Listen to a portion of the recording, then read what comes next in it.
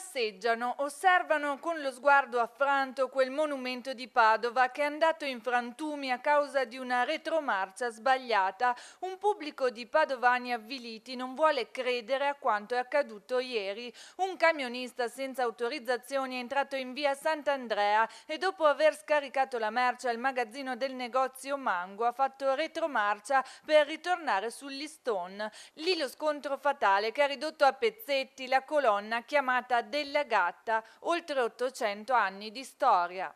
È una storia del 200 che in realtà si trascina per 8 secoli, ricompare e i padovani, come la statua era talmente brutta, era senza testa, diciamo che pare che la testa venisse perduta nel 1923, ma gli storici non ci aiutano.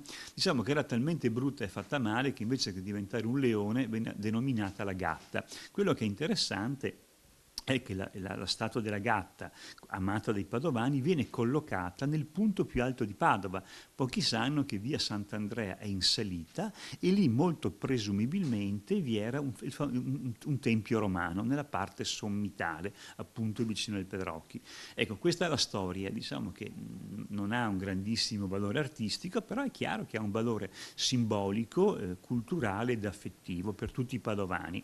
Quello che è triste è prendere atto, con mia grande rabbia, che dei camion di quelle dimensioni, senza permesso, possano circolare inopinatamente nelle piccole stradine medievali di Padova.